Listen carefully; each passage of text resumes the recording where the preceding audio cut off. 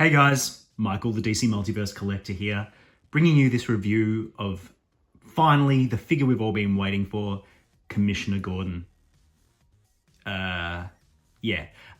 Jim Gordon as Batman from McFarlane Toys DC Multiverse. Now, this is actually, despite my lame attempt at humor, this is actually a figure I've been quite looking forward to. For those of you who aren't in the know, during the Scott Snyder, Greg Capullo run, there was a storyline called Endgame, and at the end of Endgame, the status quo was such that there was a void of Batman in Gotham, and someone had to step up and be Batman for a period.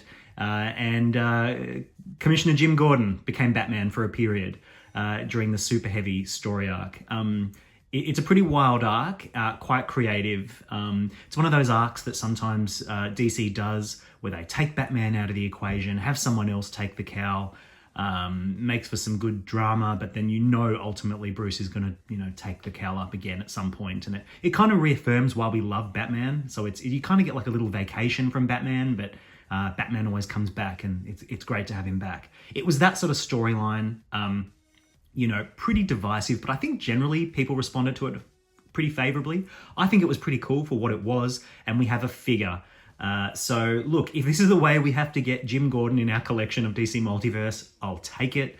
I'd love a straight up Commissioner Gordon one day, but we should review things for what they are, not what they're not. So here we have Jim Gordon as Batman.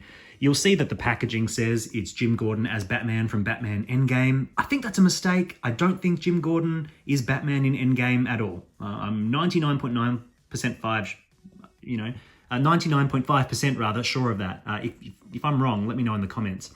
Anywho, some art on the back showing Jim Gordon in his Batman suit. It's a nice art, straight from the comic. Very, very nice. If you're looking for the barcode, which I think this is widely available everywhere, but if you're still looking for it, there is the barcode. So anyway, pretty cool. You'll see he's flopping around in the box because I actually have taken him out for a play before filming this video. So without further ado, let's get all this stuff out of the box and see how cool it is. So here is everything you get in the box. We get the black DC Multiverse display stands that I'm not going to waste time talking about because we've seen it a million times. We also get the trading card with that beautiful Greg Capullo artwork of Jim Gordon in his Batman suit. It does say Batman Endgame down there. I think that is completely wrong, but correct me if I'm wrong. And there is the bio that sort of summarizes the premise of the Superheavy story arc where Jim Gordon becomes Batman. It says Endgame there as well, which is wrong. Anyway, we also get this weapon, which is a batarang firing gun. Now, this is fairly accurate to what this gun looked like in the comics in terms of the overall shape, I guess. The coloring is wrong. There should be paint on those stripes. It doesn't quite capture the look of Gordon's batarang gun. You see it's very, very thin, and the way the batarang sort of sticks out at the end doesn't quite look like how it looked in the comic, but I suspect this has been done this way to make it really, really clear. This is not a gun. This is a batarang firing gun. Because of the licensing restrictions and the gun ban that Warner Brothers has imposed on McFarlane Toys. So I think McFarlane had to do this to make it clear it was not a, ordinary pistol. So for what it is, it's okay. It's okay. I still think they could have done a better job with the shape of the gun and maybe a bit of paint to make it look more like Gordon's batarang gun, but it is what it is. We also get, we also get this head sculpt. The unmasked Jim Gordon as Batman head sculpt. Now, you might be thinking this looks really strange with this mohawk and red hair and this sort of lanky face. I'm telling you, this is exactly what Jim Gordon looked like in the Superheavy story arc. When he shaved, cut his hair, this captures the Greg Capullo artwork perfectly. I think this is actually an incredible head sculpt, and we can debate all day long whether we actually like this style or we like this look, or that's a subjective thing. But in terms of capturing the source material, this is perfect. It's certainly not the ideal Jim Gordon for me. It's not what the sort of Jim Gordon that I want on my shelf more than any other, but I really love that we got it. And I really love it when McFarlane gives us a head sculpt, an alternate unmasked head sculpt, which I think is really, really important for a figure like this, which for reasons I'll come to in a minute, isn't the most exciting figure. But, I don't want to get ahead of myself. I'll show you what that head looks like in a little while. Next, we have a selection of alternate hands. You'll see we get a set of gesture hands and a set of sort of thumbs up and pointy hands. Well, really it's 2 sets of gesture hands, which is very, very impressive, and 2 fisty hands. And look, I think it's a really good thing that the accessories are strong on this figure, because otherwise it's a fairly boring release. And I only say it's boring because it's using this John Kent body buck. And this is a body buck that we know very, very well because we have seen it many, many times recently. And when I say many, many times, I mean like, you know, we're coming up on almost 10 times. 1, 2, 3, 4, 5, 6. This is, by my count, this is the 7th use of this body buck. There might be more. Let me know which ones I've missed. I think this is the 7 uses so far of this John Kent body buck. It's not one of my favorite bucks. It's very, very slender. It's very, very skinny. The articulation is kind of just okay. It's fine, but McFarlane really loves it, and I think he's overusing it for figures where it's sort of not that appropriate. I think when you've got a situation like this where a buck is being used over and over and over, what you really need in a figure then is to have it differentiated either with sort of the extra additions to the buck to make it stand out. For example, you know, Connell has a jacket, he's got the holster, he's got all these different sort of additions that sort of hide the fact that it's the same buck. So it actually looks much more interesting than some of the others. So that's, you know, that's a smart use of the buck, right? But in other situations like Project Superman or Impulse, you end up with just the basic buck with a little bit of paint, you know? He's just got paint on his chest. He's just got that big ugly red smooch right down the middle and those sort of, you know, things on his ankles, whatever the hell they are. So, you know, that's sort of a very boring use. I think Jim Gordon in general is a really strong use of the buck. Let me tell you why. So first up, I think this is a really good use of this body buck because it resembles the source material really, really strongly. Have a look at that back of the box art and then have a look at the figure and have a look at the sort of lithe proportions with that sort of narrow waist and skinny arms. You know, it's bang on, right? So this body shape really does represent what Jim Gordon looked like in the comic. You know, he was very skinny, very lanky, and of course, when it's a comic, the proportions change from panel to panel. Sometimes he looks more buff, sometimes he looks more lanky. There are some depictions where Capullo draws him like he's literally like stretching at the arms and legs, and you know, it's quite exaggerated. So the buck, you know, whether you like it or not, it actually fits this character design really, really well. So I can forgive the use of that buck in this instance because it's kind of a good one to use.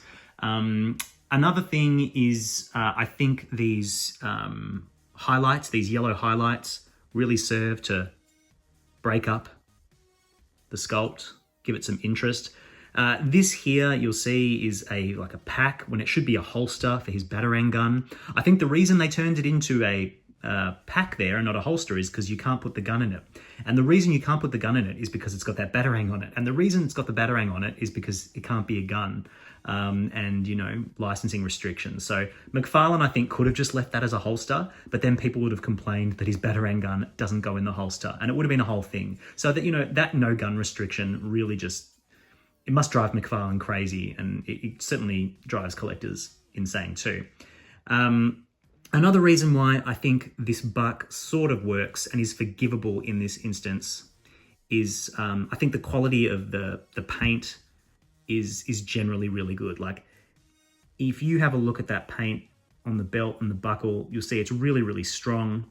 And I think the Batman emblem has been painted beautifully. That is crystal clear, it's clean, it's crisp, it's perfect, it seems to be centered. You'll see he's got his sort of police-like ranking or badge stripes there. I don't know what you call that. It's that thing that denotes that he's part of GCPD. I think that's beautifully painted. So I just think in this case, like, it's not my favorite buck in the world. It's not exciting. It doesn't bring the house down. But I think in this instance, it was the right choice for this character. The only thing I would say is that this torso piece here, or this ab piece here, has these sculpted abs, which don't really match the line work of the original design. The original design has sort of very specific lines, and I just don't think this captures it, and I wish they'd replaced this section with a more bespoke section that really captures the look. So look, that's a bit of a drawback. Looking at the figure as a whole, I think it's a really good looking figure aesthetically if you like the design, right? Let's have a look at the head. I think this head is bang on. Like, this is Jim Gordon Batman as drawn by Capullo. The head is slightly oversized, true to the comic. You know, it's very stylized, but like, I just think that is absolutely perfect. Paint is crisp.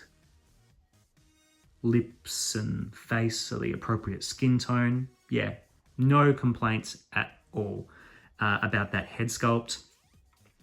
And really, there's not much else to talk about in terms of the aesthetics of this figure because, in terms of the sculpt of this figure, because the articulation, we've seen it all before. I mean, we could just have a quick look.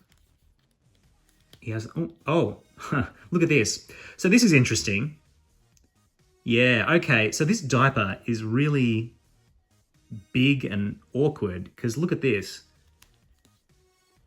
You get a huge amount of gappage. If you flex him at the diaphragm, you get a huge amount of gappage and you can see inside the mechanism for the articulation. That is not good. And it does it at the back too. So I actually think that might be a production fault on mine. Please let me know in the comments if yours has a similar issue. But, you know, just for example, let's bring in Dick Grayson, who has the exact same buck. He doesn't do that. So his diaper piece has been sculpted properly and sort of fits nicely. This Jim Gordon diaper piece is just it kind of feels like it's too big. Or there's some glue missing or something that's just, I don't know what's going on there. But be aware that is unsightly. So what you might need to do, if you're going to pose this guy around, you may need to sort of hold him here to try and press this in to stop that gappage. Yeah, there's a lot of gappiness. That's a shame. He has a good amount of forward crunch, which sort of hides it. Yeah, if you fiddle around, you can minimize and mitigate that, but it is not good, and that should be picked up. Hopefully this is just a unique problem with my figure, and hopefully, you know, for me, I can just pose him in a way where it's not obvious, but yeah, that's not good enough. And in general, I think this diaper is really bad. It doesn't sort of capture the sleek sort of crotch area, if you want to say that, of the Jim Gordon design. Yeah, not a fan of that. Anyway, let's take a look at the alternate head sculpt and see what that looks like. And there, for those of you who are curious, that is what the unmasked Jim Gordon head sculpt looks like on the figure. It's, again, extremely accurate to the source material. So it's not going to be everybody's cup of tea, but you cannot deny the level of execution for that head sculpt. And I just really love in general that we're getting head sculpts. Alternate head sculpts more often with McFarlane now. It's a great development. More, please, Todd, if you're listening. Alternate heads make us very happy, and it gives us options, which collectors love options. So really, really good. And for those of you wondering how this Jim Gordon Batman will fit in with the rest of your Bat family, here is how he looks with mine. And I think he looks great, despite the fact that the Capullo art style is quite different from everything else here. I think you can just about get away with it, and he sort of makes an interesting addition to the wider Bat family. It's not going to replace the need for a traditional Commissioner Gordon, but I think he looks great in the display for what he is. So before we wrap up, here's just a quick look at how this Jim Gordon as Batman figure sits alongside some other Greg Capullo designs. We've obviously got the Talon from Court of Owls. Not strictly an accurate Capullo rendition of this, but close enough. He did sort of design the initial characters, so I think it's fitting. Then we have Dark Knight's Metal Batman, which is a very great looking Capullo Batman. I wish we had more Greg Capullo Batmans. I really love the way he designed that sort of big chunky cowl. Here we have Duke Thomas, designed by Capullo, created by Scott Snyder. So really, really nice figure. Really underrated figure. If you haven't picked this one up, I highly recommend you do. Really, really cool. And obviously here we have the Death of the Family Joker, where Scott Snyder and Greg Capullo designed a Joker with his face ripped off and then sort of worn like a mask. Absolutely disgusting, really creepy. But I think these all look really cool together, really cohesive together. I'd love some more sort of Capullo designs in the line. I know it's not everyone's cup of tea, but I think it's amazing. My Justice Buster should arrive soon. That's a Capullo design as well. I can't wait to sort of pose them all together. Yeah, let me know in the comments if there are any other Capullo designs you would like to see. So in closing, what are my overall thoughts on this Jim Gordon as Batman figure? My thoughts are that I like it. I like that we got this figure in the line. I think it's a cool storyline in general, and I think this is a pretty cool design for Jim Gordon. It's not the Commissioner Gordon that I want, that we all want, but I have to move past that and accept that this is just, it is what it is, and I think it's a valid choice. It's not to say we won't get a Commissioner Gordon down the line, so I'm just going to put that out of my head and just look at this figure objectively and say, it's cool, I like it. Despite the fact it uses one of the most uninspiring body bucks in the whole line, I just think it's actually quite a fitting buck for this version of the character. And I think they've nailed the look of the character almost perfectly. Obviously the holster's a bit inaccurate. The Batarang gun is a little bit inaccurate, could be better.